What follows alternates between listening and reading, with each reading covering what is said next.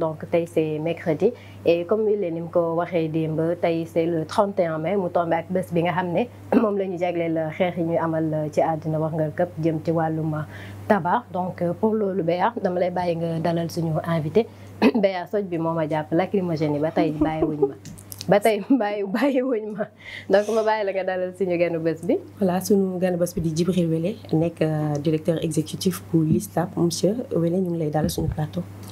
Merci beaucoup ci invitation bi donc c'est moi qui vous remercie donc vraiment di jaajëfal ñu nekk ci plateau bi yëpp ak ñëpp ñu suivre à travers suñu Label TV. tey di bés bi ñu jagleel xeex lépp lu ñeel mbirum tabac liggéey bi fan ngeen ci toll wala yan jéego ngeen commencé di teg ak sensibilisation bi ndax sénégalais ñu ngi yeewu ci lu ni mel. waaw merci donc je pense que su ma defee benn rappel historique bu gaaw en 2014 bon déjà je vais parler de la LISTAB.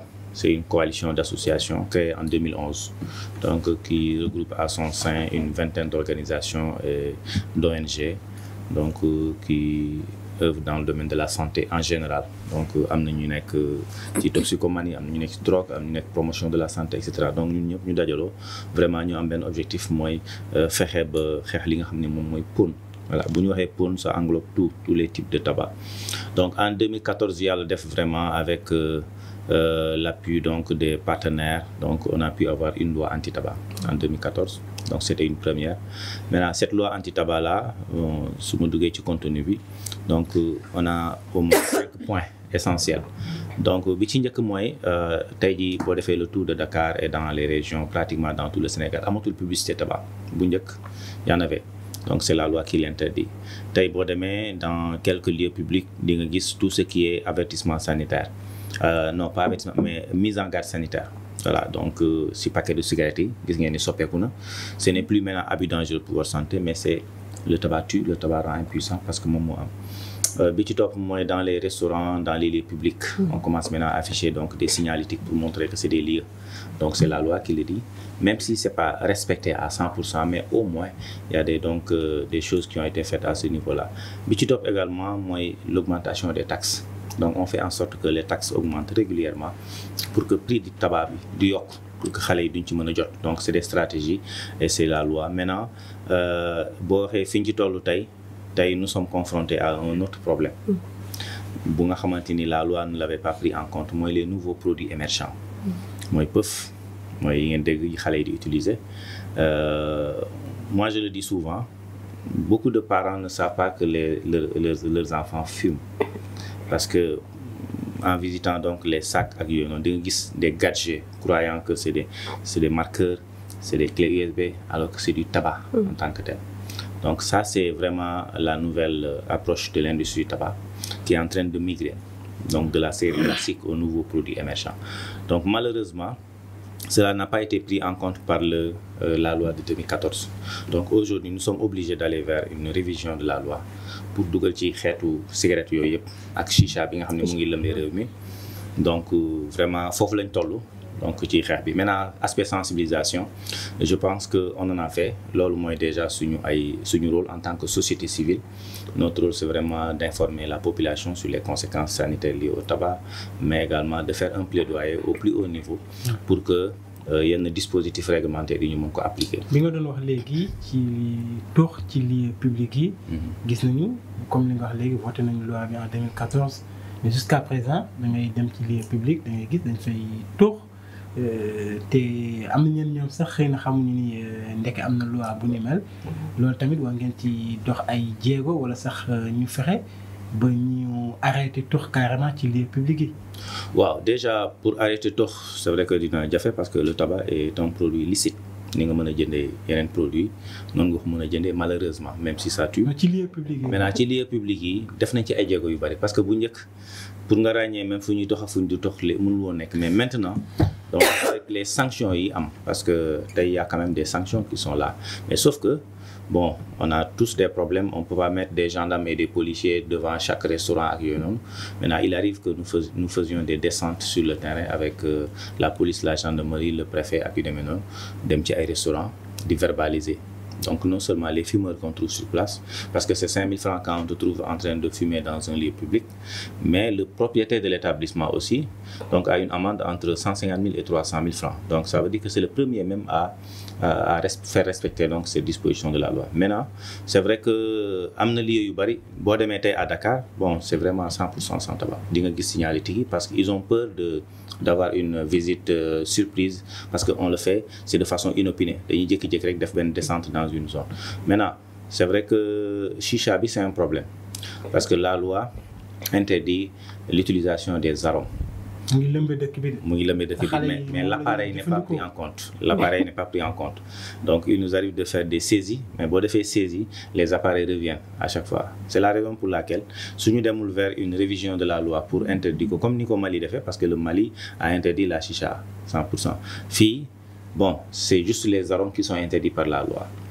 Maintenant, l'appareil en tant que tel, jëluñu ko en compte. L'appareil bi dañ koy jënd yóbbu ko sa kër, nga dem jënd ay parfum, etc., etc. Donc c'est interdit de le fumer dans un lieu public, mais c'est pas interdit de le fumer chez toi. tey toujours si lutte boobu noonu da ngay gis des fois ci paquet cigarette yi numéro vert pour ñi nga xam ne ñoo bëgg a arrêter de fumer. yéen waa LISTAB naka ngeen di taxawloo nit koo xam ne dafa bëgg à un moment donné arrêter carrément de fumer. Waaw, l'année dernière on a reçu sur le numéro vert 35 000 appels qui parlent de tabac. Des gens qui veulent arrêter, mais ne savent pas où aller. Les gens qui veulent des conseils, etc. etc. Donc ça veut dire que gars yi ñu ngi woote ci numéro vert bi. Sinon on n'allait pas avoir ce nombre-là. Maintenant nag am na beneen problème mooy on n'a pas encore de centre de référence de sevrage tabagique au Sénégal. Soo bëggee def consultation en sevrage tabagique mooy boo bëggee bàyyi soit c'est l'hôpital Fann de consultation tous les jeudis, ou bien l'hôpital CTO, ou bien dans le privé. Yooyu ñoo fi nekk des structures yoo xamante ni qui peuvent aider, mais c'est pas gratuit. Bon, nous on l'a commencé depuis l'année dernière au niveau de la LISTAB. On est en train d'accompagner des fumeurs donc yi bëgg a bàyyi à travers donc des spécialistes. Maintenant nag c'est difficile d'arrêter. Voilà, quand quelqu'un nous appelle parce que dafa bëgg a bàyyi, soit amul volonté jarul ngay ñëw. D'abord il faut avoir la volonté, sinon il y a pas de médicament pour arrêter, amul ñaan, amul listixaar, amul dara. Donc cigarette c'est une drogue très dure. Non, ils vont toujours rechuter. Même ñi ñuy sevrer ñun, on suit quelqu'un un an mu arrêté, après il va rechuter. Yéen nan ngeen di def ku ñëw ci yéen pour mën a arrêter tox, nan ngeen koy dalalee wala nan ngeen fexe ba moom mu daal di bàyyi tox bi. Waaw, en fait on a quelqu'un qui s'en occupe déjà. Donc boo wootee ne da nga bëgg a bàyyi, on te fait remplir un questionnaire. On appelle ça le questionnaire Fagoston. Donc c'est un modèle utilisé un peu partout dans le monde. Questionnaire bi moom mooy tax ñu mesurer ce degré de toxicité. Xam nga kuy tox un paquet ak kuy tox benn par jour yamuñu. Donc c'est en fonction de cela lañ lay orienter maintenant ci un spécialiste. Maintenant c'est le spécialiste là qui va selon ses conseils ak sa stratégie, voilà, essayer donc defal la benn feuille de route pour suivre. Voilà, c'est juste des conseils, amul garab amul dara. Maintenant il y a la possibilité d'avoir des patchs nicotiniques, mais sauf que c'est cher. Ku mënul jënd paquet de cigarette mënoo jënd patch nicotinique qui coûte 25 000 à la pharmacie, etc. Donc loolu ça te permet quand tu as envie de fumer daf lay remplacer dose bi nga soxla woon ci nicotine, daf la koy jox. Voilà, donc aujourd'hui on parle de nouveaux produits émergents moom mooy substituer le tabac classique. Mais voilà, gis nañ ni les conséquences sont encore là parce qu'une séance de chicha c'est l'équivalent de 100 cigarettes fumées. ndax léegi par rapport ak lieu public yi yaa ngi wax tudd nga ay restaurant tudd nga yenn lieu yi, mais ñu doon wax ni rek dañuy tere képp koo xam ne day jaay cigarette ci côté école yi mu nekk à moins de 200 mètres. Mais est-ce que loolu yéen a ngi ci veille parce que école yi da ngay gis xale yi di tux, peut-être ñi nga xam ne ñoo leen di jaay yeneen affaires yi peut-être ñu ngi ak cigarette, est-ce que yéen a ngi mettre l'accent ci côté boobu noonu? Waaw, ñu ngi ciy mettre l'accent. D'ailleurs même il y avait une lettre circulaire du ministre de l'Éducation nationale qui faisait juste un rappel. Xam nga dans le règlement intérieur de toutes les écoles, il est interdit de fumer. Mais sauf que la loi est venue préciser en disant que non seulement il est interdit de fumer dans les écoles, mais de vendre dans un rayon de 200 mètres.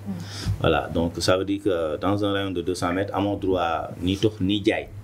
Bon, alors qu'il nous est arrivé de voir à moins de 200 mètres, nous installer un panneau publicitaire à l'époque. Maintenant, pour faire appliquer ce dispositif-là, il faut ce qu'on appelle, comment dirais-je, un texte réglementaire. Donc peut-être loi bi baax na, mais c'est les textes réglementaires là ñoom ñooy poser problème parce que il faut réglementer la vente de la cigarette. C'est-à-dire le tabac c'est pas un produit, c'est pas n'importe quel produit. ni ñu def ba génnee mburu ci boutique yi bon certes am nañu delluwaat mais ñun noonu lañ doon def pour génnee tabac ci boutique bi pour que ñu réglementer ko parce que le tabac ne doit pas être accessible à tous. bëggoo leen ñu koy jaay ci boutique yi. non waruñu ko jaay ci boutique yi. parce que mënoo ko booleeg poson la mënoo ko booleeg mburu ceeb et cetera. ndax léegi jaaykatu café yi. alors que kiy jaay tabac du sol gant du sol dara donc xam nga dafa xeeñ. te ñenn ñi boo ko laalee moom nga da ngay lem laal. ñenn ñi nga xamante ne ñooy jaay Nescafé yi mais oui d'habitude ñoom sax ñooy jaay. waaw mais avec le décret qui est sur la table du gouvernement bon c'est vrai que même si c'est l'industrie moo ci teg son coude et cetera parce que l'industrie aussi de la bàyyi ngay dawal na neexee. donc le décret est sur la table depuis 2018 mënul fex ba jàll. c'est ce décret là qui organise la vente du tabac en faisant quoi en donnant le pouvoir aux autorités comme les gouverneurs de dire benn bu amee Dakar beneen bi Pikine lay amee c'est-à-dire la distance qui sépare les deux débits de tabac. débit de tabac mooy bërëb boo xam ne cigarette kese lañ fay jaay amoo droit def publicité amoo droit jaay fa café amoo droit def dara te maintenant pour avoir ce débit là ça nécessite benn commission bu war a toog pour statuer sur ces demandes là donc ça veut dire que pour nga ubbi débit il faut faire une demande etc.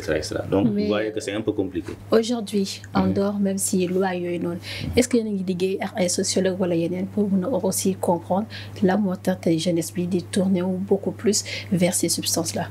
Oui, on travaille beaucoup parce que dans même le conseil d'administration de la LISTAB on a le professeur Djibi Diakhaté donc sociologue qui anime avec nous beaucoup de conférences donc sur le tabac donc jàngat bi bëri na am na toppandoo parce que gis nañ fi vraiment ñoo xam ne dañuy imiter ay stars wala yu demee noonu parce que gis nañ ñu ngi tux donc vraiment c'est des phénomènes sociologiques bi ci topp mooy on le dit souvent xale bi bu amee entrant sixième dem sixième day wane ni màgg na bon pour wane ni màgg nga est-ce que doo def comme mag ñi ni ñuy def et cetera donc il y a beaucoup de choses yoo xamante ni on a vu des artistes donc il y a 2 ans si vous vous rappelez on a tapé sur la table parce qu'il y avait Balla Gaye qui utilisait chicha dans une série télévisée et cetera alors que c'est pas un fumeur donc c'est des stratégies que les gens font pour faire porter donc des stars même du dul tux mu téye ko juste pour que les autres puissent vraiment xam nga yooyu c'est des choses vraiment à bannir quoi. ndax mën nañ xaar LISTAB dugal loxoom ci yenn ci ay xeex lu ci mel ni produit yi xale yi di utiliser volet ak yu ni mel ndax mën nañ leen xaar ci xeex boobu. waaw ñu ngi ci d'ailleurs déjà ci révision loi bi yooyu yëpp ci dugg muy volet puff ak parce que ils ont tellement des termes yoo xamante ni c'est codé qu'ils utilisent donc ñu ngi ci parce que c'est la seule solution en fait il y en a pas deux tu as beau sensibiliser mais xale yi fi ñu koy jëndee ak ni ñu koy jëndee doo ko xam parce que ils achètent à travers les réseaux sociaux l'année dernière on a mené une enquête sur ça pour xam fan la ñuy jaayee produits yooyu noonu mais di nga gis des adresses et des numéros de téléphone mais tu verras jamais une boutique donc dañ la koy jaay à travers des services de livraison bon certes il y a quand même des boutiques qui sont là mais à chaque fois les agents de commerce bu ñu defee descente soo amul autorisation bi donc on fait la saisie. yaa ngi doon wax ci cigarette bi mais gis nañ lii di chicha bi aussi boo demee ci yenn resto da ngay ñëw par exemple di consommer mais am na ñoo xam ne à part ñu ngi foofu teg chicha bi di ko utiliser di ak saxaar bi ni muy génnee. duñu sax xool ñeneen ñi nga xamante ne ñoom dañoo ñëw di consommer sous l'œil aussi on peut dire complice. di ci ki nga xamante ni mooy gérer restaurant bi est-ce que loolu aussi ñeneen ci def. waaw yooyu moom à chaque fois bu ñu signaler rek nous on fait une descente nocturne et bu ñu defee descente on fait la saisie. non seulement dañuy ramasser appareil yëpp. te guddi gi lay gën a am surtout. waaw moo tax guddi gi la ñuy def descente duñu def descente bëccëg c'est très rare bëccëg nga gis ñuy kii bon maintenant des zones ciblées pratiquement xam nañ leen ñu ci bari am na yoo xam ne bu ñu ko yëgul aussi on nous le signale mais on fait une descente avec parce que ñun amuñu droit saisir. mais c'est les agents du commerce ou bien la police ou la gendarmerie donc c'est vrai que même des fois nga saisir la ñu ne amuñu logistique donc on met à disposition la logistique pour que ñu saisir ko mais sauf que problème bi ci posé je l'ai dit il nous est arrivé de saisir. am benn restaurant bu nekk à Liberté 6 très connu chicha donc sur les 2 voies donc da ngay saisir tey tous les appareils le lendemain mu indiwaat donc tant que c'est pas interdit day dugg Donc c'est vraiment des lobbies puissants, des Libanais qui sont derrière.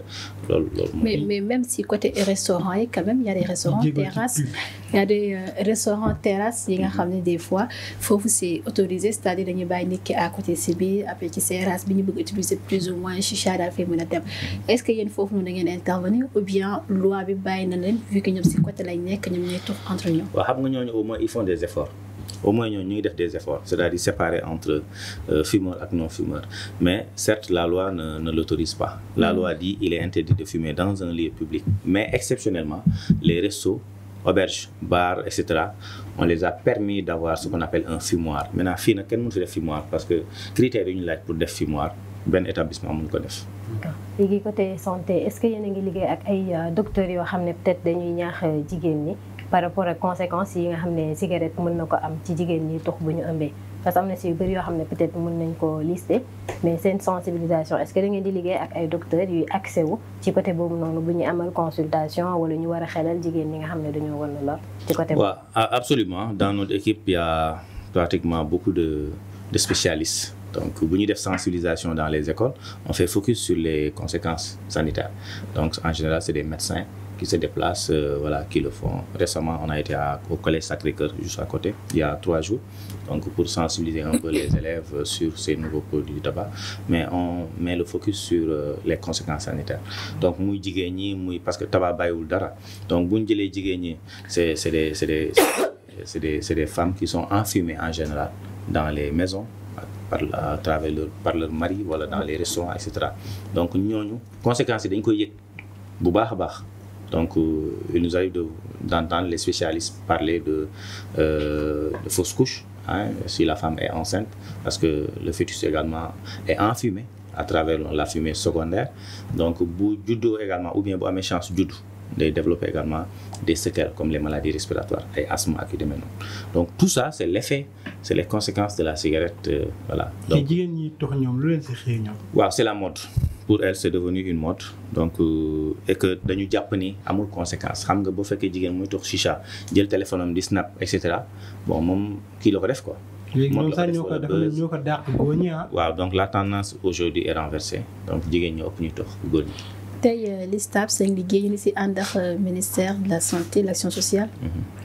waaw on travaille ensemble parce que on a les mêmes objectifs mais sauf que ñun on est société civile quand les choses ne marchent pas on a le droit de sortir taper sur la table pour dire que les choses ne marchent pas mais quand il faut également aller ensemble on ira ensemble. si seen liggéey boobu la mooy gën a nekk seen blocus aujourd'hui yaa ngi koy wax sànq depuis 2018 jóg ngeen def ay propositions pour nga mën a en tout cas liggéey ci yenn articles yi ci yenn points yi li ñu mel chicha wala puff wala volet la moo leen tere instant yi nii avancer pour mën a continuer seen liggéey. waaw bi ci njëkk mooy ingérence de l'industrie du tabac ingérence de l'industrie du tabac même si la loi l'interdit en son article 1er il est interdit que les industriels collaborent avec les États dans les politiques de santé. Fii nag nous sommes dans des pays vraiment pauvres. Les industriels sont des multinationales très puissantes. Donc lu État soxla te amu ko ñoom ils sont prêts à le mettre. Donc de ce fait bu ñu ko defee ils protègent également leurs intérêts. C'est ce qui fait que les textes traînent. C'est ce qui fait que pour avoir une loi ça prend du temps. Etc. Donc, dans tous les pays, ça se passe comme ça. Maintenant, nous, on a une équipe chargée de surveiller les tactiques et les ingérences de l'industrie tabac. Ça veut dire quand l'industrie sort pour dire que damay maye lii wala damay def lii, c'est des ingérences. Donc, on a vu, maintenant, dañ koy rappeler souvent nos gouvernements.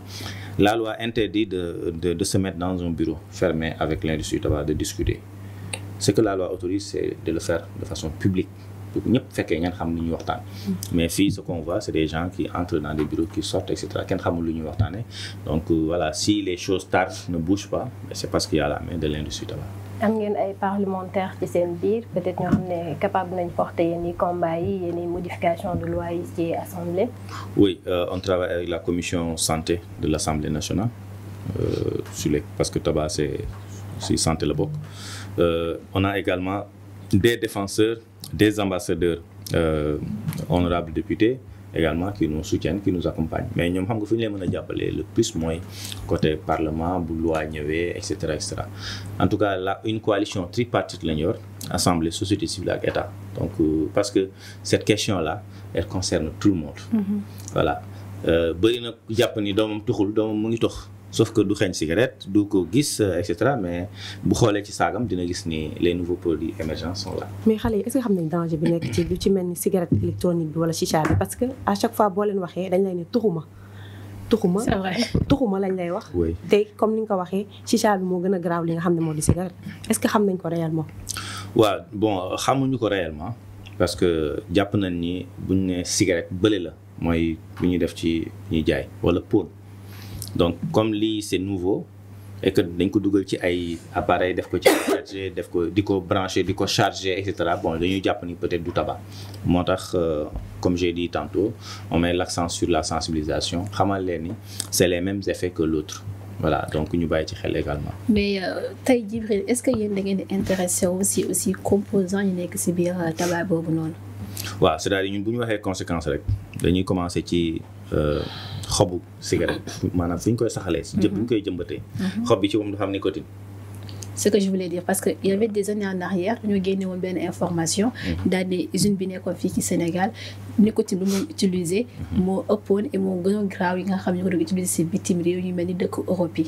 waaw en fait ñun ñoo defoon alerte boobu. ah voilà waaw parce que jusqu'à demander l'État d'aller analyser au niveau du laboratoire qui se trouve au Burkina Faso parce que c'est des cigarettes qui étaient plus toxiques que yi ñuy defaree fii xam nga cigarette dafa xaw a doy waar. Pourquoi? Parce que c'est un problème de goût. Les cigarettes consommées à l'étranger et consommées en Afrique n'ont pas les mêmes goûts. C'est-à-dire les industriels dañuy xool dëkk yi ni ñuy mel ak ni ñuy lekkee ñoom noonu la ñuy defaree également cigarettes yi. C'est la raison pour laquelle day am tuuti différence. Maintenant fii comme on n'a pas de laboratoire on ne contrôle pas assez mais les gens dañuy dépasser les normes ce qui fait que yow boo commencé benn rek tu deviens dépendant maanaam pour nga génn ci day xaw a difficile. Donc loolu moo tax on avait fait cette alerte. Et le laboratoire nous avait donné raison. Effectivement, il y avait ils avaient même dépassé les normes par rapport à la nicotine, au goudron. Vous avez parlé des substances. Sur une cigarette, il y a plus de 4000 substances toxiques et cancérigènes, dont les 50, dont le cancer. Très bien. ñu ngi lay jaajëfal ñu bàyyi la nga tàggu ak téléspectateurs yi. waaw donc merci gàtt na. Mais ça cela a été dit. waaw mais le message quand même est passé donc maa ngi leen di remercier ñëpp ñu doon seetaan di leen xamal ni tey la journée officielle bi donc c'est célébré à l'instant à Sangalkam. Sangalkam pourquoi? Parce que le thème de cette année c'est cultivons des aliments pas du tabac. Donc Sangalkam c'est une zone de Niayes donc où peut-être on va faire def kii bi entre les femmes de Niayes qui cultivent le maraîchage et cetera. xamal leen ni boobu culture moo baax pour suñu wér-gu-yaram pas culture bi ñu cultiver soit dans le sud muy tabac muy chanvre indien et cetera.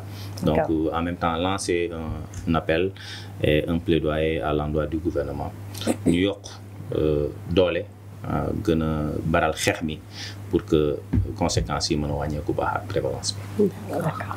Merci dañu lay jaajëfal di fàttali ñu doon seetaan ganu bés bi mooy Djibril Welle qui est le directeur exécutif de la LISTAB di leen jaajëfal Fatou di jaajëfal ñu doon seetaan di leen jox di daje ba beneen incha allah. incha allah Welle. Bien sûr Fatou Sidibé ñu ngi remercier suñu invité Djibril Welle mi nga xam ne mu ngi bokk ci Ligue sénégalaise ñi nga xam ñooy xeex ci wàllum tabac lutte contre le tabac LISTAB ñu gën la nga xamee ci loolu en tout cas merci beaucoup ci question réponse du mois ci nga xam ni indi nga ñu ko amoon na solo gàttoon na mais peut-être un autre jour. Sira merci à toi Alioune merci à toi merci à képp koo xam ne na Station Navétane TV di continuer di ko seetaan comme ni ko waa OMS waxee cultivons des aliments pas du tabac donc Fatou Sidibé bien merci à toi. Aline tàggool waxtu bi jot na di jaajëfal suñu invité kon ngeen dégg conseil yi yéen jigéen ñi si ngeen bàyyi di voler du suus mbokk yi ñoo amoon mbégte teew fi depuis ci suba ba tey ñeen di jox dig daje ëllëg bu soobee suñu borom. Merci beaucoup donc Aline dégg nañ conseil yi dinañ ko gën a appliquer merci à vous tous merci à monsieur Welle mi nekkoon suñu invité tey j'espère que li mu indi ci explication rek am na solo ci téléspectateurs yi et que dinañ ci gën a jàngat gën a fagaru aussi gën a farlu ci lépp lu jëm ci prévention par rapport à conséquences yi nga xam ne tabac am na ko ci suñu wér-gu-yaram donc remercier téléspectateurs yi àndoon ak ñun depuis 8 ans donc dig daje dem inchallah ci beneen matinale d'ici là portez-vous très bien et restez connectés au programme de Sunu Label TV ñu leen doog jàmm